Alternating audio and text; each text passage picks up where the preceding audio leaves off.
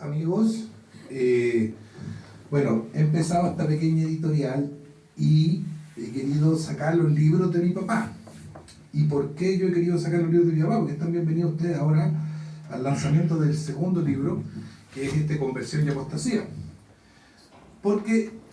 No porque mi papá tenga algo especial como escritor, sino porque es el protagonista, un protagonista principal, un protagonista central de los hechos de la historia reciente de nuestro país.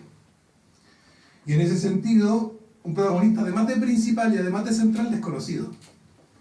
¿No es cierto? Que estuvo en las subterráneas habitaciones de todos los personajes que hoy en día aparecen en la televisión, algunos yéndose presos y otros liderando cosas en distintos lugares, ¿no es cierto? Entonces hemos decidido sacar los libros de mi viejo y sacamos Barco Stop y le ha ido muy bien. Y ahora estamos lanzando Conversión y Apostasía. Estamos tratando de armar una editorial precisamente para todas estas personas de nuestro sector que al parecer son muy incómodas para las editoriales normales. Y hay que abrir esa puerta y la invitación es a las personas que también quieran producir. Pronto vamos a sacar algo también del profe René. Y les quiero dar la bienvenida y agradecerles por haber asistido a este lanzamiento, y me gustaría que comencemos con una oración con el Dios te salve reina, ¿ya? Para abrir esto como corresponde, como cristiano. Así que en el nombre del Padre, y del Hijo, y del Espíritu Santo. Amén. Dios te salve, Reina y Madre de misericordia, vida, dulzura y esperanza nuestra. Dios te salve. A ti llamamos los desterrados hijos de Eva. A ti suplicamos, gimiendo y llorando en este valle de lágrimas. Ea pues, Señora, abogada nuestra, vuelve a nosotros esos tus ojos misericordiosos, y después de este destierro, muéstranos a Jesús, fruto bendito de tu vientre. Oh clementísima, oh piadosa, oh dulce siempre Virgen María, ruega por nosotros, Santa Madre de Dios, para que seamos dignos de alcanzar las promesas de nuestro Señor Jesucristo. Amén. Viva Cristo Rey, y comencemos. Los dejo, conseguimos que la youtuber Vivianamente Hablando, la Vivi, haga la entrevista, porque ustedes saben, los libros de ficción siempre es mejor presentarlos con una entrevista que con una presentación del autor, digamos. Así que vamos a eso.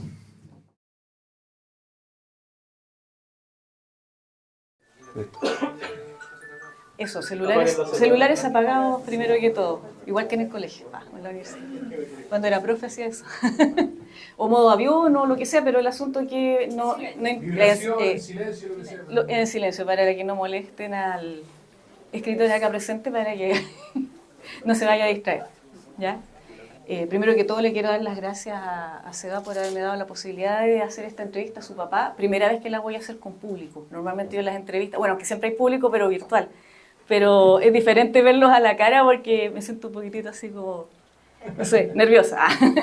Pero le agradezco enormemente a esta gestión a Seba, porque yo ya había leído el primer libro de él, que era Barco Stop, ¿cierto? Que a mí, yo realmente cuando lo empecé a leer me provocó una, no sé, me rememoró esos libros antiguos que uno leía y como que se transportaba inmediatamente a lo que estaba de alguna manera escribiendo el autor. Entonces, no como eso que le llaman realismo mágico en algunas ocasiones, porque usted dice que es más como una especie de hiperrealismo. Hiperrealismo, sí, hiperrealismo. Entonces, sí, me pasaba que me transportaba. Voy a tomar un poco este Barco Stop porque igual sí, es una continuación todo lo que está haciendo. No va en orden cronológico, pero... Es tiempo presente. Primera persona, tiempo presente. Exacto. Porque es como uno ve, la vida está en una persona y en un tiempo presente. Entonces, me pasa, y disculpe, voy a tomar un poquito para ingresar a hacer la pregunta que siempre hago cuando comienzo los directos, cuando hago las entrevistas. Pero me pasó que me metí mucho en el libro y era como, casi ser un poco fisgón, así como casi como que estaba entrando en la intimidad de una persona, porque hablaba de todos los temas, y lo otro que nos ubicaba además en tiempo y espacio, que son históricos, y además que tiene como una memoria que a mí me encantaría tenerla, donde recordaba fechas, hechos, cosas que de repente uno quisiera tener esa memoria y tener latentes esos recuerdos para que no se pierda la historia. Pero a la vez va hablando de la historia, pero va hablando de su vida, de su experiencia, y las comparte con el lector. Y yo te decía que él tenía una cosa muy ¿cómo se llama? sensual, no por la cosa erótica, aunque hay partes eróticas dentro del libro, pero sensual en el sentido de los sentidos, aunque suena un poco redundante, es decir, sentías la sensación de los lugares, cuando hablaba del oleaje, por ejemplo, cuando estaba en el mar, de cuando hicieron ese caldo mágico, donde lo mezclaron con peyote y contaba las sensaciones de sus amigos y lo que le pasaba a usted.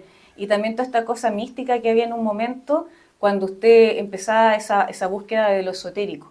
Porque en este sentido, en este libro pasa eso, pero en este otro, aquí habla algo, y no quiero contar completo, aunque ya me leí el libro yo, pero no quiero contar de qué se trata para que si la gente obviamente lo adquiera, lo lea y vea y sienta las mismas, no las mismas sensaciones mías, quizás cada uno va a rememorar en forma diferente, pero de alguna manera se van a ir compenetrando con lo que va escribiendo justamente usted y va a ir como acompañándolo en ese viaje de conocimiento. Son muy diferentes los dos. Y son muy diferentes porque uno, en realidad, uno es de aventuras, exacto, pero aventuras históricas, o sea, en el sentido de que yo me gusta hacer una especie de, ¿cómo se llama esto? Anticucho. Entonces, está la parte histórica general, la historia de cada lugar con los encuentros, y después la parte personal y la parte más íntima. Entonces, claro, al final es una cosa. Y este otro es el mismo estilo, pero está en pasado, tiene una cierta nostalgia, claro, es otra cosa. Es más político. Claro. Este es mucho más político y más religioso, sí, más espiritual. Este es una espiritualidad más bien neutra de un personaje que está buscando una espiritualidad en el ateísmo. Claro, pero ahí se entiende el por qué. Porque en este libro usted explica esa parte de la apostasía. Sí. Porque también ahí, y eso se los voy a contar un poquito, Sí. pero no voy a develar todo el libro, pero está esa parte en que usted tiene esa búsqueda natural que todos tenemos en algún momento de Dios. Y usted, no sé si te puedo tutear o decir usted. Tú, me cuesta tutear, por si acaso.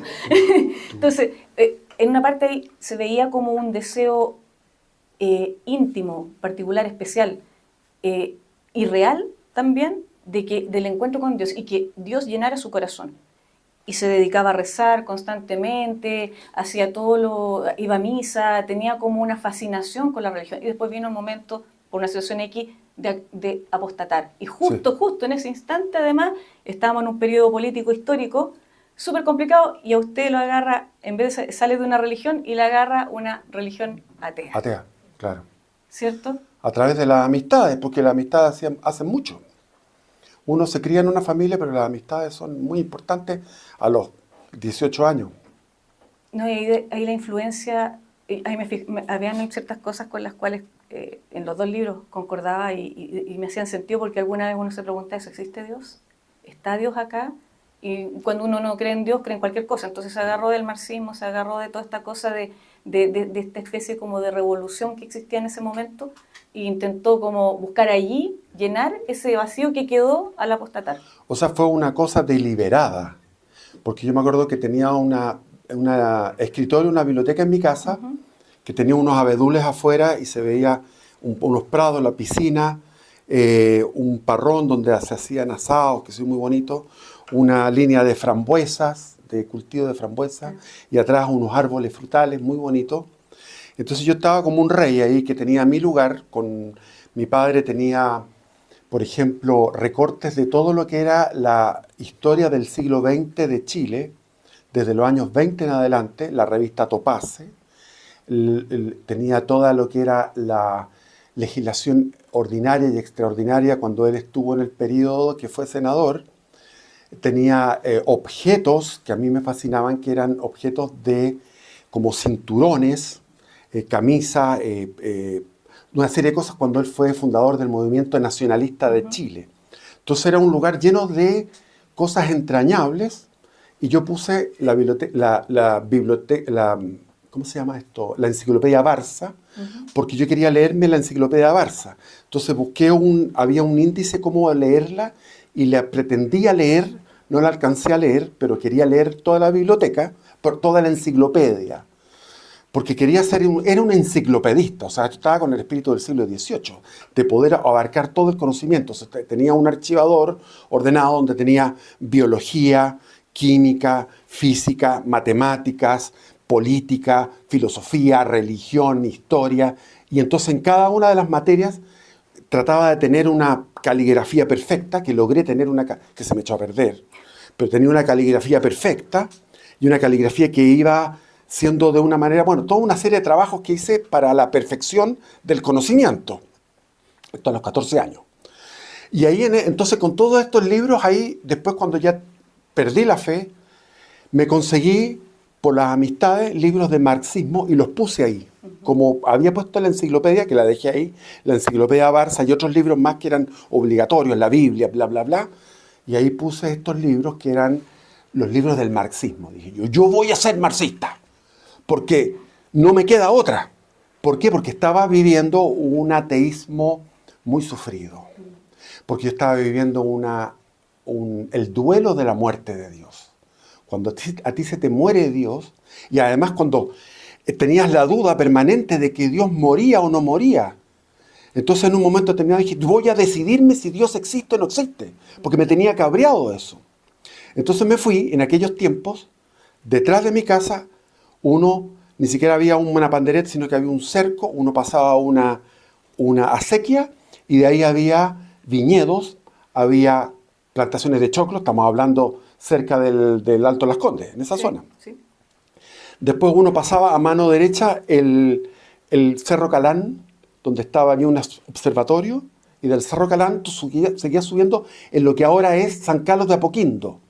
Pero San Carlos de Apoquindo era campo, eran piedras, eran cactus, eran espinos. Eso es San Carlos de Apoquindo, donde ahora está donde hay una serie de poblaciones, están las universidades, hay ahora universidades, hay el Duoc y todas estas cosas, donde está la cuestión de la, ¿cómo se llama?, de la Universidad Católica, pero todo eso era puro campo. Entonces me fui con camisa en invierno, sin luna, eso no tengo relatado en ningún lado, sin luna, no había luna, y solamente con la luz, con el reflejo de la luz de la ciudad, iba subiendo para llegar al Monte Provincia. Pero de repente me encontré con un pequeño monte que era de pura roca.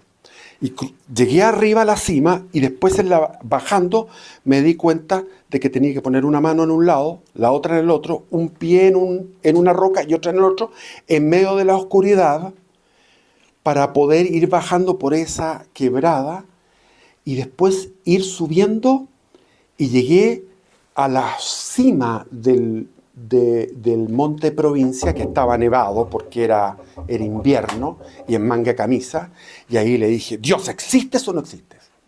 Y como hacía tanto frío y era tan tenebrosa y espantosa, y ahí me imaginaba el universo, el vacío cósmico, helado, etérico. Entonces yo dije, ahí no puedes existir con esto, porque lo único que quiero es calor, quiero hogar, o sea, lo que estaba abajo.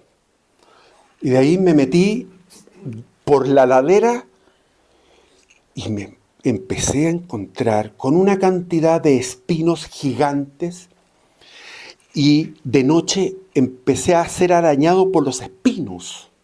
Entonces, en un momento determinado, me metí en una quebrada y aparecí en la mañana en donde empieza la avenida Bilbao. O sea, me ha dado una vuelta. Llegué a la casa feliz, olvídate, ducha, qué sé yo. Y de ahí dije, ya no existe más Dios. De ahí pasaron 10 años de ateísmo militante. Sí, por eso igual lo que le ocurrió, por lo que comento ahora, es como una metáfora de lo que podría ser el descenso no al infierno, pero sí al mundo del Dios, del príncipe de este mundo. Así, es decir, al decir que reniego de Dios, porque tú alguna vez en ese libro, cuando comienza la apostasía, comienza la desgracia más grande, porque en el libro se escribe ahí. Claro. Se describe esa desgracia, no describo estas otras, que se me quedaron en el tintero. Pero es que es muy interesante lo que comentó recién. Eso no lo puse ahí, se me fue.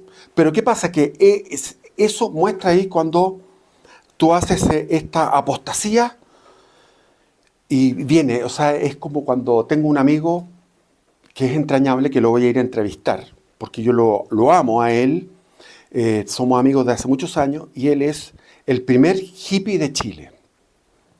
Él fue a la Universidad de Berkeley y estuvo en la primera, un tipo que se llamaba, de apellido Sabio, usaban todos corbata, terno y corbata. Entonces hicieron una protesta el año 67. Y en Chile, en esta cosa sincrónica, en el año 67 se hizo la toma de la Universidad Católica, con Mariano Puga, con este otro, ¿cómo se llamaba este otro? Que después lo conocí, se me olvidan los nombres, pero Miguel, el líder de la toma de la Universidad Católica.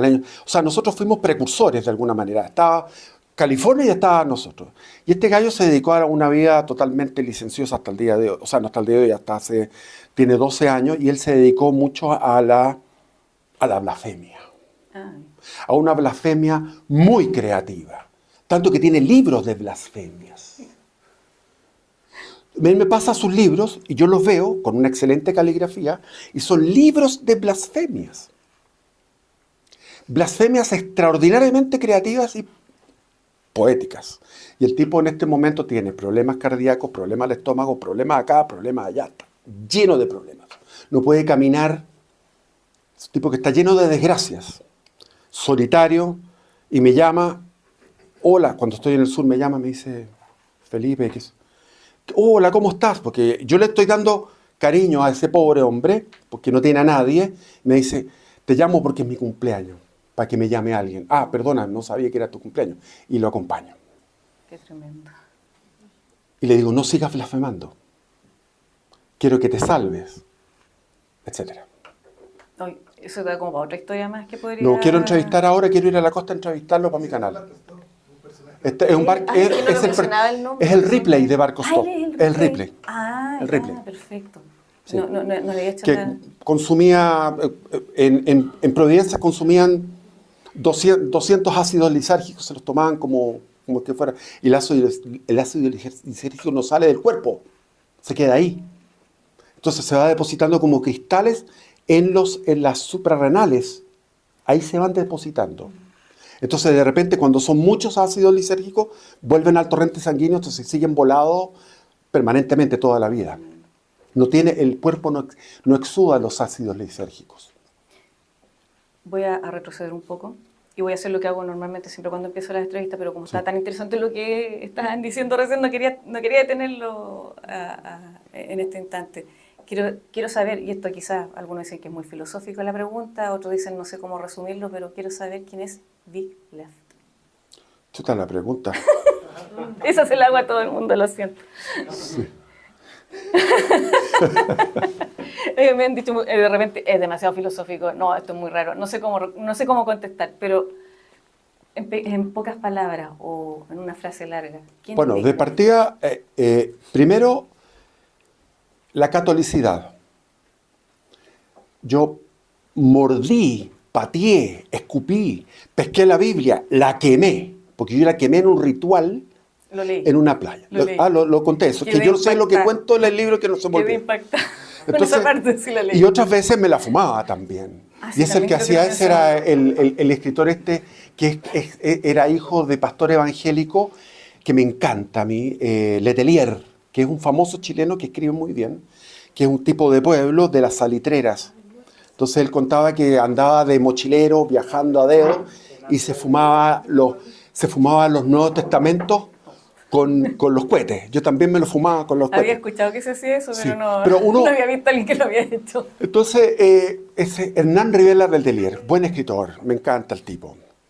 Y, claro, uno patea, lo escupí a la cresta con eso, y a la vuelta de los años vuelve. Entonces, la catolicidad, la hispanidad, porque yo lo que tenía de niño era que me gustaban los alemanes. Entonces, para mí, los alemanes eran todo. Entonces, yo era nazi. Cuando era niño era nazi. Para mí, me miraba en la biblioteca de mi padre, había una colección que se llamaba En Guardia, que era una revista norteamericana de los tiempos de la guerra. Se publicaba en la misma guerra. Y mostraban fotos de Hitler y todo eso. A mí me encantaba todo eso, la alemanidad, ver los SS formados con sus trajes negros. Era una cosa fascinante. Porque ¿qué pasa? Que el nazismo tiene una faceta estética, muy moderna. Sí. En un video dije que el nazismo es la cúlmine de la modernidad. es lo más moderno que hay. Ver a Hitler en esos autos del año 40, con ese tipo de decoración, todo es una cosa extraordinaria. Ahora, cuando fui, lo primero que yo quería, cuando fui a Europa, quería ir a Alemania. Quería ir a Alemania. Entonces, ¿qué es lo que hice? Tomé uno hacia Orly, hacia París. Pero la línea aérea era tan rasca, era línea aérea de un solo avión. Entonces, claro, costaba $1.000 llegar a Europa. El Spantax, que era el más barato, era 600 y esta costaba 270. Me quedó grabado, eran 270, me la consiguió mi hermano, que en paz descanse. Entonces en esa línea no podíamos entrar a Orly porque no estaban identificadas. Y terminé en Alemania. Y Alemania me decepcionó. Y yo ya tenía problemas con mis parientes de ascendencia alemana en Angachilla, en Valdivia, cuando iba todos los veranos, que los encontraba unos pesados. O sea, eran unos tipos desagradables porque todo tenía que ser perfecto. Y si tú decías algo que no era perfecto, como que se burlaban de ti porque no cabía la imperfección. Entonces, en ese momento dije, nada que ver con Alemania. Y con el tiempo y con la ayuda, porque lo lindo es tener hijos, porque cuando uno tiene hijos, uno se recicla. Algunos se reciclan a mal, como el señor, por ejemplo, profesor mío de Introducción al Derecho, Hernán Larraín, que estaba en la redacción del mamotreto último, que fue rechazado gracias al señor. Gracias. Ese señor, por ejemplo, era un tipo brillante como profesor, Hernán Larraín, y él, con sus hijos, los hijos, salió un cineasta, hay uno, buen cineasta, vi uno que se llama Spencer, la película es Spencer, buena. Entonces no tenía idea, pero le salieron los hijos, el fundador de Evópolis es uno de ellos. Entonces le salieron los hijos progres. Y cuando los hijos te salen progres, te influyen hacia la progresía. Y yo tuve la suerte que tuve a Sebastián, y Sebastián me llevó de alguna forma hacia una corriente, y ahora estoy en la corriente del hispanismo, pero a piacere, fantástico. Fue como una revelación. O sea, la hispanidad. Que soy católico hispano, chileno, bastante avergonzado. Porque la experiencia del estallido fue una experiencia muy dura, es como uno que está enamorado y tú te das cuenta que te pusieron el gorro. Es penca eso, ¿me entiendes? Entonces eso es más o menos una cosa muy duro. Yo estaba con mi madre, con mi hermana mayor, mirábamos la televisión y esperábamos algún anuncio importante del presidente, y salía el presidente, manitos cortas, que en paz descanse y que Dios lo haya perdonado, que el tipo llegaba y decía, ofrecía más plata. Entonces yo me acordaba, cuando estaba en París, iba al centro Georges Pompidou, porque ahí se juntaban todos los de izquierda, y teníamos un montón de películas de HBO, qué sé yo, en esa época, pero lo que tú quisieras. Entonces yo miraba, por ejemplo, la rebelión de mayo del 68, documentales, y aparecía Charles de Gaulle en la televisión. Il y a des crépuscules. Decía, son unos grupúsculos. Cuando estaba todo París incendiado. Son unos grupúsculos. ¿Y qué quieren contra mí? No les voy a hacer caso. Ese es un hueón. ¡Qué ganas! Yo decía, me quería meter en el cuerpo de Piñera, mierda. Y el otro huevón que decía, soy feliz, soy un hombre feliz. Ah, de veras, sí. Y ahí me acuerdo del canto de Cecilio Rodríguez. Soy feliz, soy un hombre feliz, y quiero que me perdonen por este día los muertos de mi felicidad. Maricón. Y ese está ahora todavía. Todavía está. Y ese fue el que fue en la noche a sacar... en la noche fue a sacar la estatua ecuestre de Baquedano. No, olvídate. O sea, los marinos tienen un cojón más. Y la rematan con los restos del soldado tempranito. Tempranito. Sí, no, la cagó. Y justo el 11 de marzo, cuando se cumplían 40 años del ingreso a la moneda y de la inauguración de la Constitución del 80, fue el 11 de marzo del 81 con el ingreso a la moneda de Pinochet. O sea, justo 40 años. Entonces, hay un problema grave en Chile. Para mí, Chile murió. Porque el chileno de la batalla de la Concepción, y podrían nombrar otras batallas que no conoce la gente, Sangra, por ejemplo, Sangrar se llama, eso fue una Concepción que no terminó con todos muertos. ¿Por qué? Porque llegaron a socorrerlos, pero ahí iban a morir todos. Y los tipos estaban en una casa de fondo y atacaban por ahí soldados de línea peruano y guerrillas por ambos lados, por los 4 costados, porque estaban rodeados. ¿Y qué es lo que hacía? Los tipos iban a una ventana y disparaban. Iban a la otra ventana y disparaban. A la otra ventana disparaban. Y en un momento determinado de la noche pararon las balas y el jefe dijo, lo que tenemos que hacer es burlarnos de estos gallos para bajarle la moral. Tenemos que reírnos de estos huevones. Y los tipos que estaban ahí quedaban, no sé cuántos eran, 12, 11, que quedaban ahí, riámonos. Y hacían chistes. Ustedes, jajaja, peruanos huevonados, jajaja. Esos cojones de los chilenos, yo quisiera al coronel Campino, que entró a caballo al Congreso. Y en los que lo pararon, Benavente, carrerista, fuerte. El brazo de Benavente peleó en Argentina en todas las pampas. Y después fue la última batalla, el último combate cuando cayó José Miguel Carrera. Benavente hizo una carga de caballería y el alcalde de Mendoza era un estratega, lo planificó. Dijo, aquí si carga Benavente va a joder. ¿Por qué? Porque había pura piedra. Era un fondo de río seco, un lecho de río seco. Entonces ahí las pezuñas no pudieron. Y ahí cayó Carrera. Pero Carrera se las traía en todo caso. Ustedes saben, los que han visto, los que me han seguido, que a mí no me gusta Carrera. Entonces usted es un chileno que además Chileno. es católico, que está de luto por nuestro país porque dice que De Chile luto. murió, De luto. y además ahora hispano. Porque Hispano. yo he visto sus últimos videos que ha estado hablando acerca de la Sí, hispanidad, sí. está muy interesante. Y lo ese otro, video. si quieres de que yo me defina, bueno, de partida yo no entiendo cuál es el problema cuando me critican, me dicen, tú eres autorreferente. Joder, yo empecé a escribir porque me pidió mi amigo Christian Barken, que es encargado el que más sabe de literatura en Chile. Esa es la verdad. Es un tipo que ha leído, yo lo fui a ver, quedó deforme. Él tiene hasta el día de hoy un problema de la espina dorsal, porque yo lo iba a ver a los 14 años, él a los 14 años se apoyaba leyendo y tenía una manera de leer en la cama y leía y se tragaba la obra completa de Dostoyevsky y otros más.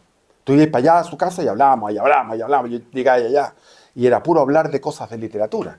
Entonces él me dijo, en un momento determinado me dijo, lo que tienes que hacer tú es escribir tu vida. Dije, ¿pero por qué? Porque nadie escribe la vida con valentía, exponiendo lo negativo y lo positivo. Los tipos quieren ocultar lo malo y resaltar lo bueno. Sobre todo los tipos que son famosos. ¿Por qué? Famosos o que tienen algo que perder. Entonces es una autobiografía que no vale la pena. Neruda, como era poeta, el huevón se las puede. Entonces pone, confieso que he vivido. Un bonito título, pero el huevón todo el rato me codié con Federico García Lorca, me codié con García Márquez, me codié con este, me codié con esto. Entonces cuando llegó yo viví en la Isla Negra. La gente del pueblo de Isla Negra decía, este huevón, el comunista Neruda, no estaba ni ahí con la gente del pueblo. Solamente tenía su casa ahí para que llegaran los grandes. Entonces me dijo eso Christian Barken y empecé a escribir, y estos libros los escribí yo el año 98. 99, 2000, 2001, hasta el 2005. Y ahí escribí todo eso, gané un premio, el año 2000 gané un premio del Fondo del Libro, que eran unos millones que yo necesitaba para comprar, qué sé yo, cocina, refrigerador, cosas así, que estaba en esa situación. Y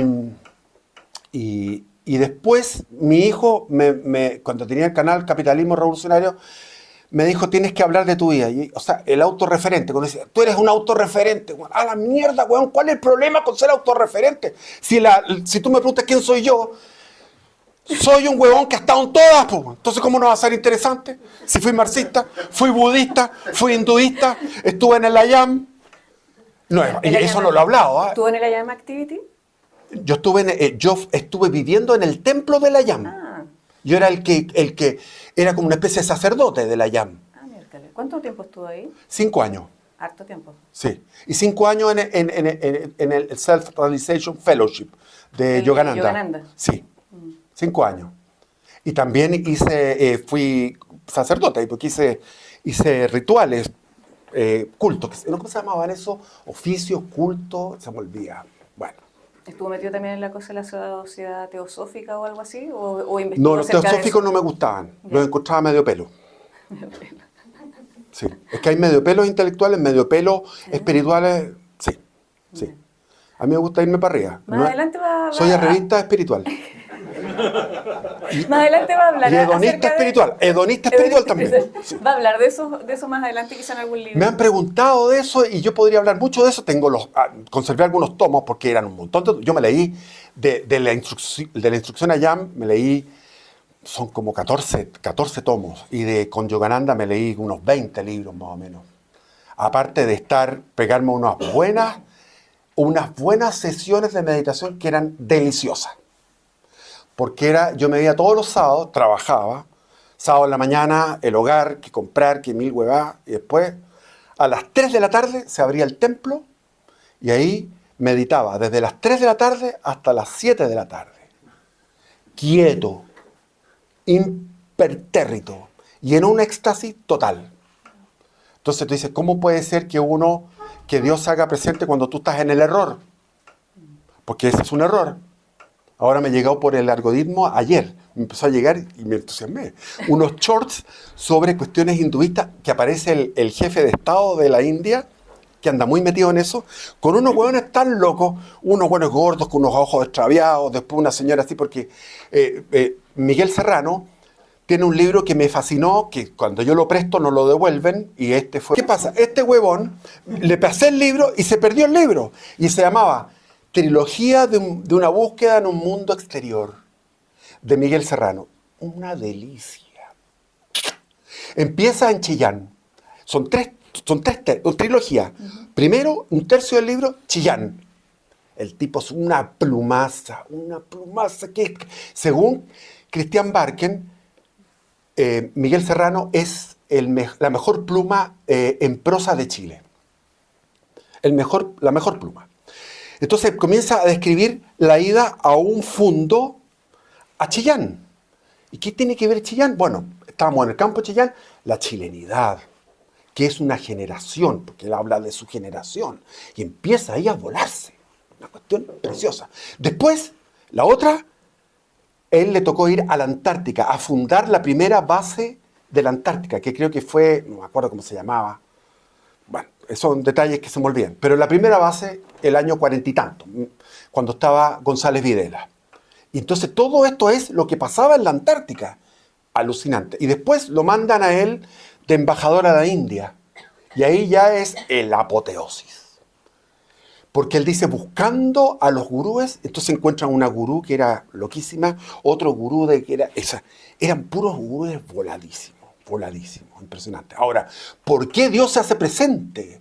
Cuando tú estás en un error, es un misterio. Porque yo creo que Dios me quería a mí traerme al catolicismo, entonces dijo, bueno, ¿te acuerdas cuando tú eras católico y sentías esto? Ahora te lo voy a hacer sentir aquí, para que empieces a degustar este caramelo, porque yo con este caramelo te voy a llevar por otro lado. Sí, porque algunos dicen que la meditación no es muy aconsejable, especialmente los que son católicos. Yo estuve metida también en cuestiones así. Entonces por No, y eso después yo me di cuenta, por ejemplo, había uno que me seguía para allá, hijo de masón, que me dijo, oye, pucha, ¿por qué no compartimos pareja? Y entonces le dije, oye, pero yo voy aquí a meditar. No, oye, sí, hacer el amor con estas gallas que están ahí en la meditación es la raja. Yo no tenía idea, dije, yo no tenía idea, yo iba allá a meditar. Capitán Arturo Prat, de 47. ¿Ah? Capitán Arturo Prat. Capitán Arturo, 47, ahí está, Soy sí. viejo. ¿Sí? 77 años. Mira. Ay, qué divertido. Es decir, divertido, tragicómico. Es que mire, yo me estoy tratando de recordar cuando estaba leyendo los sí. libros. No, es que da no solamente para los libros, y espero que saque más textos, pero esto da como para hasta hacer una película, un cómic, una teleserie. Ojalá que alguien acá sea de comunicación audiovisual, no sé, para que vayan armando algo, porque yo encuentro que lo que usted explica en estos libros, por lo menos estos 2 libros, es tan interesante lo que usted ha pasado, y son tantas las vivencias que ha tenido, desde ser muy creyente, apostatar, meterse en el marxismo, volverse ateo, después nuevamente reencontrarse con Dios. Entonces hay tantas cosas que está vivido y además tantas cosas históricas que al mismo tiempo estuvieron pasando que van a la par con lo que usted va narrando. Entonces, y además que yo les digo, la pluma que tiene Don Biglev es pero espectacular. Ustedes se meten en el libro y es como que no puedes dejar de leer, no puedes dejar de leer. Yo me tardé porque como hago otras cosas, entonces de repente no me queda mucho tiempo y normalmente leo, si es libro, en el metro, y si no, tengo que leer ahí sentada enfrente del computador, que no me gusta, en un PDF, pero es mejor que lo tengan en físico. Y entonces se van metiendo en la historia y lo que sí de repente uno como que hasta va sintiendo las mismas sensaciones que él va explicando. Y eso es como uno empieza a empatizar también en otras ocasiones, o dice, a mí me pasó algo parecido. Entonces, como que hay algo ahí que, y no importa la generación que uno sea. Nosotros tenemos como 10 años de diferencia nomás, ¿sí? Pero para los más jóvenes yo creo que igual van a sentir ciertas cosas en el relato que de alguna manera los va a identificar. Entonces, es interesante. Usted tiene una pluma bien sagaz, rápida, entretenida. Además que para ciertas cosas también hace esto de la metáfora. Pero, y lo otro que es muy descriptivo, que eso es la otra parte también. Y a veces me doy el lujo de ponerme como poético, Sí. pero no exagerar. Exacto. Yo tengo una cosa, yo conocí a todos diría que todos, casi todos, no sé, se me puede quedar alguno del tintero, porque gracias a la amistad con Christian Barken y con Jorge Edwards, hijo, íbamos, por ejemplo, a encuentros donde en la casa de Jorge Edwards, el escritor, llegaba Gonzalo Contreras, por ejemplo. Entonces Gonzalo Contreras era un tipo fascinante, me hice amigo de él, tuvimos unos 2 meses de amigos, no más, pero el tipo tiene una mirada, esa mirada dionisíaca que tenía Miguel Serrano, que tenía, por ejemplo, Pepe Donoso, el escritor José Donoso, tenía esa mirada. Me gustaban los libros del tenía esa mirada y después te encuentras tú con todos estos escritores y estás con todos ellos. Y yo me venía como una especie de complejo de inferioridad, porque yo decía, estos huevones, chucha, estoy con puros buenos, y además cada uno con un tremendo ego. El Diego Maqueira entraba a él, y además que le gustaba ir como coleccionando minas. Entonces llegaba Lafourcade con una especie de mulata de no sé dónde, preciosa, la tipa escultórica. Entonces entraba, competían con las mujeres, además, los egos, todo esto era una cosa muy simpática. Y yo por un lado conversando con estos gallos, y después Editorial Planeta, Alfaguara, etcétera, los publica. Entonces yo los leía y yo decía, pero weón, o sea, estos gallos, estos son los weones. Si yo leo El nadador de Gonzalo Contreras, llego al segundo capítulo y no quiero seguir leyéndolo. Y me pasó con Pepe Donoso. Con Pepe Donoso, ¿cuál era el libro que leí? Me acuerdo. Yo admití que me gustó mucho Coronación. A mí Coronación libro... no lo leí, pero... no, a mí me encanta. No lo la leí, película es mala, pero... pero leí el obsceno pájaro de la noche, creo que era. Sí. Bueno, resulta que no podía terminarlo. Hay otros escritores que son... yo le dije, si voy a escribir, cuando le dije a Cristian, si voy a escribir, aquí estoy yo, weón. Esta es la cuestión, al pan, pan, vino, vino, y de repente te pegáis una volada poética, metafórica. Pero no todo el rato en la opacidad, todo el rato en lo oscuro, que no entendís, que tenéis que andar... Es como eso, ese cine rebuscado. Es que va intercalando eso. Usted de repente es muy realista lo que está diciendo, en otros momentos más poético, en otro momento habla de otra situación, pero todo tiene un hilo conductor. Sí, y hay momentos que no se puede ni siquiera decir poesía porque la poesía está ahí. Por ejemplo, cuando narro en Barco Stop, que voy sin luna de nuevo, temerariamente, sin motor, hacia el sur de Arica. Voy remando hacia el sur de Arica y llego a una parte que se llama La Licerilla, que es una licera chiquitita. Y ahí tiro el ancla, están los rompientes de ola y ahí en ese momento veo el planeta Venus reflejando, igual que la luna, en las aguas. Y el planeta Marte reflejando su luz en las aguas y hacen una cruz en el agua. Entonces eso tengo que describirlo tal cual como lo estoy hablando. Porque eso no lo he visto. Nadie ha contado eso. Y eso yo lo vi. O cuando tenía que ir a Arica, estaba una noche entera peleando con un congrio. Entonces el congrio me comía la carnada, después le tiraba de nuevo, me comía la carnada, le tiraba de nuevo, le hacía así, no quería morir. Y al final ya era sol toda la noche para pescar un solo congrio y los vecinos llenaban el bote de Congrius. Entonces finalmente, cuando me estaba yendo, lo capturo, le rajo el vientre, tenía todas las carnadas al desgraciado. Y después cuando llego al puerto, después de haber estado toda la noche, haber remado de vuelta, y estaban los otros con motor, con todo lleno de Congrius, vendiéndolo, yo les daba pena. Entonces me decían, toma, y me tiraban Congrius a mi bote. Y me salvaban. Porque yo tenía muchas habilidades blandas. O sea, estando con los pescadores, el San Gringo me decían.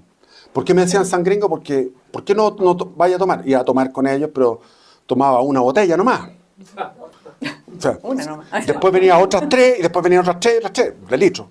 Entonces me decían San Gringo. Después quería ir a probar el pasta base, probé la pasta base, horrible. Qué sé yo, etcétera. Entonces yo andaba en otra cosa y me decían eso. Pero eran bien reventados en el norte. En cambio, en el sur, los patagones no. Me acuerdo de algunas historias que comentó. Ahí, bueno, ahí está lo del caldo ese que hicieron y le metieron peyote y fue, pero ahí Sí. quedaron todos muertos. Sí. Es que iban... Pero usted tuvo como un momento así como de éxtasis. Fueron 3 días. 3 días y 3 noches. Sin parar. Porque me tomé la olla completa. Y había locos, piures, potos, lapas, pejesapo, todo eso. Lo que pasa es que estábamos haciendo un caldillo y yo dije, vamos a hacerlo ahí mismo. La firme lo tuve que comer yo. Ahora, volviendo al libro actual, pero sin, como dicen los jóvenes ahora, sin hacer spoiler, para que así puedan ustedes leerlo y disfrutarlo. En resumen, 4 puntos que podrían ser los más importantes para definir este nuevo libro que usted está entregando. 4 puntos. O pueden ser más, o pueden ser menos. Sí. Depende de lo que usted... Como dice el título, primero la revelación de fuera de mí mismo. Y esto le encanta, la historia de mi conversión le encanta a los protestantes. ¿Por qué? Porque es una relación con la Biblia. O sea, yo me convertí a partir de leer Mateo. O sea, yo empecé a leer la Biblia a los 14 años. Cumplí 14 años el día del golpe de Estado. O sea, apenas se produjo el pronunciamiento militar, yo empecé a leer la Biblia, una Biblia familiar que hay, que la tengo ahora, la recuperé. O sea, la fui a comprar a una librería vieja, que es la Biblia Barça, que es una grande, preciosa. Entonces ahí empecé a leer el Génesis, el Éxodo, el Deuteronomio, el Levítico, Reyes, por ahí. Claro, después me fui y pasé, eso lo leí rápido, pero después me quedé degustando todos los 14 años el libro de la sabiduría, el Eclesiastés, que ahí los protestantes no tienen idea porque no tienen esos libros los huevones. El eclesiástico, en los proverbios. Ellos tienen el puro Eclesiastés y el cantar. Pobrecitos. Le recortaron eso, se lo recortaron. Entonces, estuve todos los 14 años, llegada del colegio, y llegaba del colegio a leer los libros sapiensales. Y yo sabía que apenas cumpliendo los 15 años, que fue el 11 de septiembre del año 74, acompañé a mi padre y al gran Diego Dávila, Juan Diego Dávila, que había sido un activista de la extrema derecha de la época de los gobiernos radicales, discípulo de mi padre y que había estado preso, se había pasado a la cordillera varias veces, un tipo con cojones. Y fui con esos dos, con mi padre y con Juan Diego Dávila, porque mi padre me tomaba a mí como el sucesor, entonces me llevaba como el sucesor de él. Y fuimos a la primera manifestación por el gobierno militar. Y yo ese día dije, bueno, tengo 15 años, voy a pasar al Nuevo Testamento. Y empiezo a leer el Nuevo Testamento que aparece con una genealogía, la hueá fome, después que eso, que el otro, el nacimiento, tiene cosas así del breve, pero llega Mateo capítulo 5, el sermón de la montaña. Y tú empiezas ahí las bienaventuranzas. ¡Wow!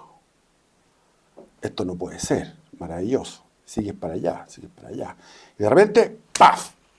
De arriba, de dentro, del infinito, Dios te toca. ¡Pah! Listo. ¡Ah, chuta madre! Lágrimas, gozo. Y vivía en una parcela y salía a correr por la parcela. Y corría de gozo. Corría de gozo. O sea, era una oración corriendo por la parcela. Y eran todos los días, po. Todos los días, todos los días, todos los días. Entonces, esa conversión tan maravillosa tiene una contraparte a los 18 años por un acontecimiento particular, pero que no es un detonante, porque venía con un planteamiento. Lo que pasa es que los jesuitas son muy abiertos, excesivamente abiertos. Y ya se ve que se abrieron tanto que tragaron al diablo. Ahora, yo no me refiero a los jesuitas antiguos, porque siempre lo he dicho. La Compañía de Jesús tiene tantos santos que pueden llenar los 365 días del año con santos. La Compañía de Jesús es una compañía extraordinaria. Lamentablemente, de 1960 a esta fecha ha ido malográndose, llamémoslo así. Entonces, el estar con jesuitas significa estar abierto, el espíritu católico de apertura a filósofos y todo esto. Entonces, uno se mete con tiburones que te van a devorar. Entonces ahí tú tienes autores, y sobre todo con la ciencia, porque la ciencia en esa época, estamos hablando de los años 70, venía con todo el impulso de lo que era el evolucionismo. ¿Te fijas? El freudianismo, o sea, todavía está la cosa. Freud, Einstein, que lo traté de leer, no entendí ni jota. Andaba con la teoría de la relatividad en mi mano en la micro y no entendía ni hueá. Ya. Pero Einstein no lo entendí, pero estaba Darwin, la evolución de las especies, estaba Freud, que leí las obras completas, no las obras completas, sino que eran las obras completas, lo salpicadamente, en un momento en que estuve en Perú, en Cusco. Entonces me quedé en Cusco, llovía muchísimo y estaba en un refugio porque había un padre que estaba muy enojado conmigo y me perseguía porque estaba con la hija. Entonces la hija me consiguió un refugio, porque era un amor, como se llama esto de Romeo y Julieta. Ah, ya, perfecto. Faltaba mi familia nomás. Entonces, porque yo era chileno, entonces los chilenos lo peor. Y ahí leía a Freud. Entonces estaba Freud, estaba Marx, que me encantó también. Yo leí por ejemplo, el manifiesto del Partido Comunista se leía en casas en la Comuna de la Reina. Y la Comuna de la Reina había una verdadera universidad clandestina de gente pudiente que estudiaba el marxismo. En departamentos, en la avenida Larraín, en la avenida Simón Bolívar, etcétera, etcétera. Creo que hasta el día de hoy está así. Porque después, en los años 2000, fui para allá y me encontré con un barbudo, que es uno que aparece siempre en las fotos, que fue a estar con Maduro, que es de los ultras. Y estuve en su casa con unos hijos con unos pelos largos. Bueno, ahí entré a su biblioteca en los años 2000. Todo Marx. Bueno, entonces había una serie de autores en esa época que a uno lo hacían, sobre todo el tema de la evolución. La evolución a mí me jodía. El tema de... Me metía en qué es lo que era, ahí lo narro ahí, el Australopithecus afarensis, después el Homo erectus, el Homo habilis, el erectus, el Neandertal, y cómo es y dónde, cómo lo encuadro con el relato bíblico. Imposible. Ahí, en ese momento. Usted había mencionado eso de que se infiltró ahí el diablo dentro de lo que es el movimiento de los jesuitas, pero... digamos que... En la iglesia, no solamente Sí, bueno, alguien dijo una vez, el humo de Satanás ha llegado a el Vaticano. Lo dijo Pablo VI el 29 de junio, fecha de festejo de San Pedro, el año 72. Ha entrado el humo de Satanás en la iglesia. Y esa es la infiltración que de alguna manera ha creado este tipo de sacerdotes que han provocado estos problemas que usted sabe. Es que no es infiltración, es apostasía. Yo una vez fui a hablar con un jesuita que es Aníbal Edwards Errázuriz, para que vean, doctor en filosofía y en teología, jesuita. Entonces estaba hablando con él, porque siempre yo era patudo, no sé por qué entraba a hablar con estos gallos, nos conocíamos, y yo le pregunté, le dije, ¿tú crees en Dios? Así como apacallado en su oficina, en su departamento. Le dije, ¿tú crees en Dios? ¿Pero cómo me haces esa pregunta? Perdón. O sea, Padre Lepech, Creo que no lo cuento en los libros del padre Lepeche. No, pero no lo cuento. me acuerdo que mencionó sí a un sacerdote, porque ahí quería hacer el vínculo entre dos cosas. Una de cuando se ven este tipo de sacerdotes donde están infiltrados por la teología de la liberación, que usted no, ahí eso fue lo horrible, mencionó, sí. que eso ha traído muchos problemas y por eso mismo mucha gente también se ha alejado de la religión por sacerdotes que, bueno, han cometido situaciones que ustedes todos ya saben. Y la pedofilia y todo Y eso. no es necesario ni siquiera mencionarla, porque, y eso mismo, de alguna manera, y yo he escuchado por ahí también, no tengo certeza, pero tampoco tengo duda, de que se ha metido gente ahí sin vocación, lo ha hecho solamente para desbaratar la Iglesia Católica Sí. y para que la gente pierda la fe y vaya corriendo, así como usted, al marxismo, al ateísmo. Y algo que contáis, que quería hacer ahí, No, la conexión, cuando sí. usted estuvo, lo voy a contar, pero bueno, Sí. una pequeña spoiler, cuando lo tuvieron detenido, y ahí Sí. adentro de la cárcel había también como una especie de grupo especial que le enseñaba a los que iban ingresando, porque Sí. tenían esta biblioteca, Todo. Estaban estaban equipados. súper organizados, entonces, y me llamó la atención y dije, también ahí. Entonces, No, Pinochet nos daba cursos gratuitos, po, becas. Entonces tú salías a protestar en la calle, te metían, te sacaban la cresta, está bien, hay que sacarle la cresta a los hueones, un día entero, te pegaban un día entero, y después pasabas a la escuela de carabineros, en la escuela de carabineros estaba ahí 3 días con un puro baño Hoy sí, terrible, esa parte horrible, la leí horrible. sin colchones, después llegaron los colchones, después llegaron las frazadas, y yo, bueno, no voy a contar más cosas porque... Pero ¿qué pasa? Que después llegamos a la calle 5 y en la calle 5 estaban los compañeros con todo organizado. O sea, era una verdad. Tenías tu disciplina, orden, concientización, y yo estaba tan feliz que cuando me fue a buscar mi hermano, que en paz descanse, me fue a buscar, y venía de Estados Unidos él. Entonces él venía de Las Vegas, y yo venía de la cárcel, y le dije, yo no quiero salir de la cárcel, porque estaba feliz en la cárcel. Estaba feliz. Pero lo que tú dices, Jesús dice, herimos al pastor y se dispersaron las ovejas. Y esto no es cuento nuevo. El siglo XIV, la iglesia acumuló mucho poder, mucho éxito. Vino en el siglo XIII, vino Francisco de Asís, porque Francisco de Asís... el Papa tuvo un sueño de que la iglesia se venía abajo. Y después soñó que un joven podía sostener la iglesia. Un joven harapiento que estaba Y sosteniendo la base de la iglesia. y llegó Francisco de Asís. Pero después de Francisco de Asís, con las órdenes mendicantes, maravilloso, pero el siglo XIV ya empieza a venir un problema, ya estamos con problemas, y viene el Renacimiento como una reacción. Y después viene en el siglo XVI El barroco. la mal llamada Reforma Protestante, que es una revolución rupturista, y de ahí viene después la masonería, y después viene el marxismo, y ahora el marxismo cultural. O sea, el demonio ha ido avanzando en refinamiento, ha ido aprendiendo, porque el demonio no sabe el futuro, sino que tiene que meterse en el tiempo y va avanzando. Entonces, al comienzo, ¿cómo atacó al cristianismo? Lo atacó a lo bestia, a lo bruto. Entonces, son 3 siglos atacándolo a lo bruto, no le resultó, porque los mártires son semillas de nuevos cristianos. Entonces, al final, después de 3 siglos, tienes tú el imperio romano lleno de... Y al final es la religión oficial del imperio con Teodosio. O sea, perdí, dice el demonio, ¿qué voy a hacer? Hay que empezar a hilar fino. Y ha ido sofisticándose y ahora está ya, pero ultra refinado. Porque estamos viviendo una distopía, que estamos en el comienzo de una distopía. Yo lo dije en un video hace poco, que es Aldous Huxley. Más que nada es Aldous Huxley. Un mundo feliz. Y Orwell también. Y decía, Fahrenheit no, porque Fahrenheit la gente ya no lee. Entonces es necesario, en esa distopía, quemaban los libros. Ahora no es necesario quemarlos. Ahora recién, ahora hace una hora que vine a ver este sitio, estaban botando libros aquí. Porque este es un edificio de gente demócrata cristiana, de líderes demócratas cristianos que arriba. Entonces, les pedí libros y me dieron 2 libros, rescaté 2 libros en ese momento, que me los llevé a la casa.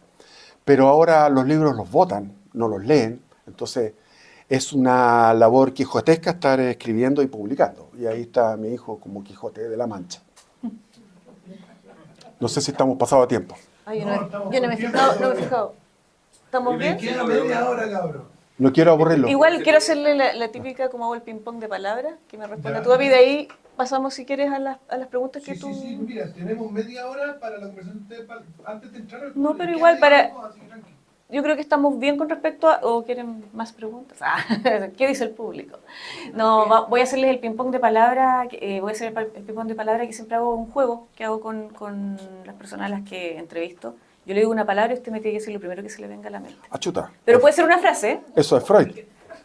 No, para nada. No vayan a hacer puras cosas sexuales. No, voy a evitarlo. Para eso el libro. Entre piernas, pubis. Ya, corte. Ay, corte. Pudor católico. Esto lo vamos a cortar. Por favor. No, ya. Vamos a hacer la primera pregunta. Chile. Una pena. Una pena. Insurrección. Una mierda. Catolicismo. La verdad. Hispanidad. Una nostalgia. Familia. Bello. Sebastián. Una sorpresa. Y por último, conversión y apostasía. Un libro auténtico, sincero. Muchas Una palabra. O una Sinceridad, sinceridad. Sí, Sinceridad. excelente. Muchas gracias por su tiempo y bueno, los invito a todos a conseguir los libros de Big Left, pues son espectaculares. Léanlos, son maravillosos. Y bueno, de repente igual, como le decía, tiene una pluma que me recordaba mucho a los escritores antiguos. ¿Sabes que después yo leyendo dije, este güey me está copiando? Me copiaba primero el Jack Kerouac, el norteamericano. Ya. Henry Miller. Porque leyendo después a Henry Miller, dije, este gallo, bueno, es que no me puedo comparar con Henry Miller. Oh, olvídate, Henry Miller. Pero es un cachero, el gallo habla puras cosas sexuales. Pero las dice muy bien y tiene unas voladas muy bonitas. Pero, por ejemplo, Jack Kerouac es de aventura de On the Road, que va de una costa, de la costa este a la oeste, una vez, otra vez, se encuentra con su amigo en Denver, etcétera, etcétera. Ese libro, cuando lo leí, dije, este weón me copió. Claro, que era de años 50. No, pero no tiene nada que envidiarle a ningún autor. Usamos oportunidad en familia. ¿Por qué te voy a preguntar esto? Porque justamente yo, en mis observaciones de un video del profesor Sergio Villalobos, él justamente está fascinado por la época colonial. O sea, por toda esta raigambre o toda esta impronta hispana, ¿no es verdad?, que se vive en Chile. Entonces el profesor le preguntan, ¿por qué usted es especialista en esto? Porque al profesor Villalobos le encanta justamente, no sé, estará vivo el profesor Villalobos, ¿estará vivo? ¿Sí? Bueno, y don Sergio dice que le encanta la hispanidad precisamente porque la estructura social de esa época era tremendamente católica. Y por eso te hago esa pregunta, Felipe. No sé si exactamente. Entonces el profesor explica que en esa época el latifundio, que era la unidad y era la estructura de Santiago, cómo habrá sido de maravilloso toda la estructura que había ahí. Entonces por eso, Felipe, te pregunto eso, a propósito de la hispanidad. Yo he estado siguiendo al comunista Gabriel Salazar. Y también él reconoce cosas buenas, pero después, como tiene el odio en su corazón, no es capaz. Porque en el fondo lo que dice el mismo Gabriel Salazar, que aquí no existía Santiago. Santiago se fue, con la República se produjo este centralismo espantoso que tenemos ahora. Pero en esa época tenías tú el Cabildo de Concepción, el Cabildo de La Serena, el de Valdivia, que era un pequeño cabildo, el de Castro, el de Copiapó. Entonces había una autonomía en la gestión de los problemas y el rey estaba a control remoto a 15.000 kilómetros, atravesando el océano. Entonces llegaba un gobernador que era la autoridad ejecutiva, pero había una autonomía, o sea, era así. Era como el vuelo romano. Era una autonomía, claro, en una autonomía, lo que llama Gustavo Bueno los imperios generadores. Era el Imperio Romano y el Imperio Español, y no hay otro. Imagínense que en conjunto con España, la frontera más antigua de Europa es la de Portugal con España, es la más antigua, que tiene como 1000 años, no sé, un montón de tiempo. Entonces, Portugal, siendo católico, de la misma península ibérica, parientes al lado, primos hermanos de los españoles, tuvieron un imperio mucho más depredador que el imperio católico, que el imperio español. ¿Por qué?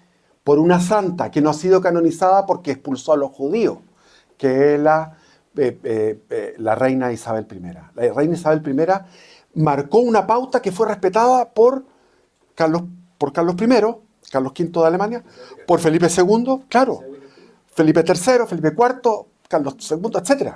O sea, se produjo, y hasta los Borbones respetaron, no totalmente, pero siguieron respetando eso, de que los indios son iguales a los... entonces tú tienes que para las rebeliones contra los republicanos, o sea, San Martín tuvo que enfrentarse a indios, criollos pobres. Y él iba, cuando fue a Haití, el presidente de Haití, que había consagrado su estado al demonio y a la religión vudú, él le dijo, con una condición, te voy a dar todos estos soldados para que tú libertes a los esclavos. Resulta que ustedes me van a decir cómo les cuadra esto en la cabeza según lo que es el cine, pero resulta que lo que es la leyenda negra. Pero los esclavos que estaban en el Imperio Español peleaban por el rey, no por ignorantes ni por huevones, porque ellos estaban bien. Entonces, esclavos, negros, indios, todos los indios, pero de todas maneras, ¿cuáles eran los países que no se plegaron a la revuelta independentista? Perú, Ecuador, en cierto mitad, igual que Chile, mitad, porque eran más criollos. Bolivia fue lo último, fue lo primero y lo último, pero en la rebelión de Chuquisaca fue una cosa más de frailes apóstatas, digamos así. Siempre ha habido frailes de izquierda. Entonces, la rebelión de Chuquisaca, donde ahora es Oruro. Pero lo último en ser independizado, que van a cumplir los 200 años, es Bolivia, 1825. Entonces, eso, cuando tú escarbas esa historia, dices, bueno, o sea, los indios estaban muy bien. Cuando tú ves la rebelión de Pasto en 1585 se había fundado la ciudad y las órdenes religiosas que llegaron ahí organizaron 20 pueblos en torno a Pasto, y esos 20 pueblos cada uno se especializaba en distintos cultivos de montaña, de tierra fría, y más abajo teníamos, yendo hacia la costa, cultivos cálidos.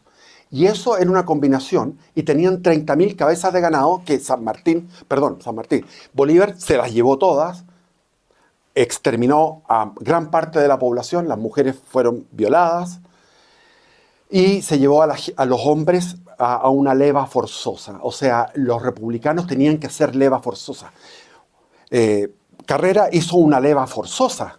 Cuando llegó al almirante Pareja, y cuando fue el combate, es un combate más que, bueno, pongámosle batalla de San Carlos, todos estos campesinos que habían sido enrolados por José Miguel Carrera giraban en torno y no eran capaces de atacar. Estos chilenos, o sea, esta misma sangre chilena que después en Chorrillos y Miraflores asaltaron posiciones inexpugnables y en la guerra de la Confederación Perú-Boliviana tomaron ese pan de azúcar y derrotaron al ejército de Santa Cruz. Todo ese valor no existía porque no sabían por qué estaban peleando y para qué los enrolaban.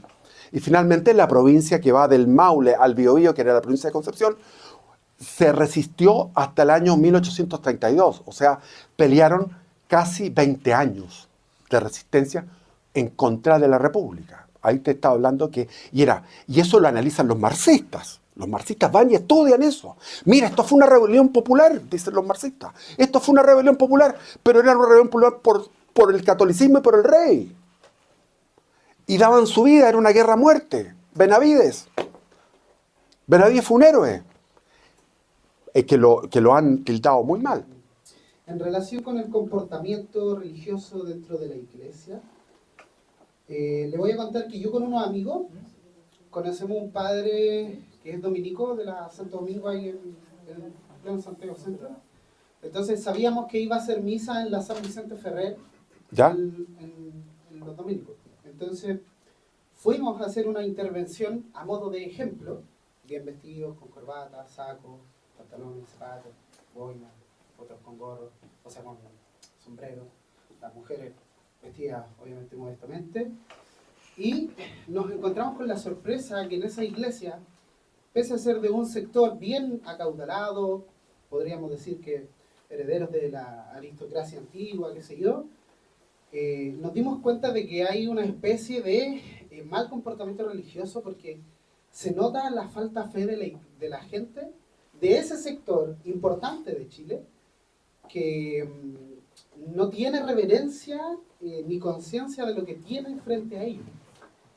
Entonces nosotros fuimos e hicimos el confiteor en latín, bien bajito, nos arrodillamos cuando teníamos que arrodillarnos, etcétera, y nos encontramos con la sorpresa que viene saliendo un caballero alto, bien acaudalado, y nos dice: ¿ustedes son chilenos?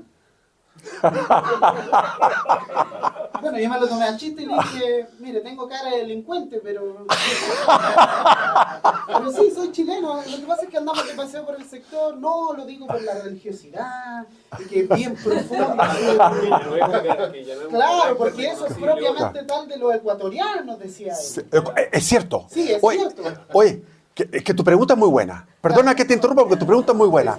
Yo viajé a Ecuador y en Ecuador me sorprendió la religiosidad en Cuenca, porque ahí estuve yendo a misa todos los días. Oye, Cuenca es una ciudad que les recomiendo. Perdón, dame la pregunta, perdona. Ahora va la pregunta. Primero quería contarle el contexto para que entendiera la pregunta. Entonces, usted, como señor ya convertido en la fe y que ha recibido el don, el regalo de nuestro Señor Jesucristo, ¿cree que es lícitamente hacer este tipo de intervenciones? ¿Se debe hacer más? ¿Tenemos que mostrar activamente los católicos a ir a otras parroquias donde no hay tanta reverencia y donde hay tan mal comportamiento religioso de parte de los fieles de ese sector? ¿Cree usted que es lícito, es necesario, se debe hacer? Bueno, 100%. 100%. Nosotros estamos llamados, Cristo nos llama a la actividad, no a estar parados. Cuando uno está en oración y tiene una confirmación de la oración, lo primero que siente es: tengo que hacer algo. Siente ese impulso. Ahora, lo que tú me estás comentando, en Chile, yo he ido a muchas misas, prácticamente 99% de los templos tienen una tibieza. Acuérdate lo que dice el Apocalipsis: porque no eres ni frío ni caliente, te vomitaré de mi boca. Siéntate ahí nomás al lado de mi hermana, siéntate ahí. Es porque no eres ni frío ni caliente, te vomitaré de mi boca. Es horrible. Es horrible lo que pasa. Ahora, yo estuve en Miami y fui a misa todos los días a Miami, y los americanos y los cubanos, maravilloso. Entonces aquí en Chile está la discusión de que si tú eres tradicional, si tú vas a la Fraternidad San Pío X o si vas al Novus Ordo. No, señor, si ese no es el punto. Es tu actitud. Yo puedo ir a una misa que sea una misa normal, en español, como es la misa que viene después del Concilio Vaticano II, romano latino, pero es tu devoción. Y yo lo que vi en Miami, y lo que vi en Ecuador, y lo que vi en Perú, es devoción. Y gente distinta. Gente indígena del interior y gente muy acaudalada en Miami. Cubanos de plata y gringos de plata, pero una devoción. Eso se ve, se siente. Y aquí en Chile no hay nada. Y la culpa la tiene la iglesia chilena, la jerarquía y el pueblo. Pero la jerarquía mucho. ¿Por qué? Porque tú, cuando tienes un hijo que se porta mal, tienes que llamarle a la atención. Es tu deber ponerle límites. Entonces el cura tiene que decir: apaguen los celulares, pónganlo en modo avión. ¿Por qué no lo dice? Y resulta que a cada rato está sonando fue el obispo. Allá donde yo vivo, llegó el obispo. Bueno, el obispo, no puedo quejarme. El párroco también es bueno. Entonces, si yo voy a esa iglesia, el párroco es bueno. Sin embargo, siempre hasta el día de hoy, me cago en la grandísima, estos hueones son buenistas y lo único que hacen es hablar de ser buenos. Si ya sabemos que tenemos que ser buenos. Si la lectura se trataba de la transustanciación, porque la lectura que fue hace poco, o sea, como un mes atrás, dominical, era cuando Cristo dice: el que no come mi carne y no bebe mi sangre. Juan 6. Y el 6.6, el 66. En el versículo 66 dicen: nosotros nos vamos de aquí, que son los protestantes. No queremos esto, es muy chocante. Entonces se van los evangélicos. ¿Y ustedes quieren irse? Pero estuvimos como un mes leyendo Juan 6 en la misa. Ya. Y ustedes, ¿por qué no se van? Y dice Pedro: no nos vamos porque tú tienes palabras de vida eterna. Maravilloso, listo, se acabó. Pedro un genio, le achunta. Entonces, ¿qué pasa? Que con esa lectura es para decir qué está pasando aquí en la misa, porque la gente no está adoctrinada, no tiene doctrina, tiene que tener catecismo. Lo que hacen los marxistas, adoctrinan, adoctrinan, adoctrinan, y después repiten su catecismo. Sin duda que hay que hacer acción. Pero te puedo contar, iba con los niños a misa y voy en bicicleta. Y me meto a la iglesia por atrás, por la orillita, dejo la bicicleta y nos sentamos ahí muy prudentemente. Pero de allá veo al cura así. Bueno, que era un vulgar, me dijo, después quiero hablar contigo. Ya, está con él, yo no voy a dar nombres ni iglesia ni nada. Y me quedé pensando, y los niños me decían, papá, ¿por qué? Yo dije, la bicicleta, dije yo. Bueno, terminó la misa, les pidió toda la feligresía, me junté con él ahí, hola, ¿cómo está? Y presento a mis hijos, qué sé yo. ¿Y qué me quería decirle, digo yo? No, lo que pasa es que te entran con las iglesias al templo perdón, al revés, con la bicicleta al templo y no sé, como era casi una cosa así como violar el templo, entrar con la bicicleta. Además, Ahí, y con absoluta discreción. además que vais con tus hijos, vais con los hijos. Pero mira lo que se fijó. Entonces, ¿a dónde va mi comentario? La verdad que no le di pelota. Dejé que hice su comentario, hablemos de otras cosas. Y me dice, y vieron esa guagua que gateaba, y la mamá la seguía, y nadie ponía orden. Y yo le dije, ¿por qué no tú lo dijiste? Como había dicho el padre Alfredo, mi tío abuelo. La mamá, por favor, recoja a ese niñito que distrae la misa. Eso te habría dicho un cura hace 30, 40 años atrás. No hay pantalones en la iglesia, no hay pantalones en la política, no hay pantalones en las Fuerzas Armadas. No, nada. Y que pocos pantalones en la ciudadanía. Y en los padres de familia. Los curas preocupados de las cosas estéticas para caer bien. Entonces, cuando yo le digo, ¿por qué no llamaste la atención con las buenas palabras de un cura que rige su comunidad? No, ¿cómo se te ocurre? Se puede alguien molestar. Y tú sabes ahora cómo están los de las redes sociales. De eso están preocupados los curas, te voy a decir los jóvenes, a lo mejor no los curas más veteranos, pero los gallos de nuestra edad, de los 40, 50 años, preocupados del qué dirán. Una iglesia chilena preocupada del qué dirán y, como decía un tío, para no echar a perder los clientes. En eso está la iglesia, weón. En el clientelismo, el buenismo, el no decir nada que pueda pisarle los callos a alguien, no decir las cosas por su nombre. Alguien que tiene toda la autoridad moral y el reconocimiento social de que te llame la atención un cura, yo me muero de vergüenza. No me voy a enojar ni me voy a sentir violentado que un cura me tire un poco las patillas. Hace falta. En eso están los curas hoy. Exacto. Pero no podemos abandonar la iglesia, esté como esté.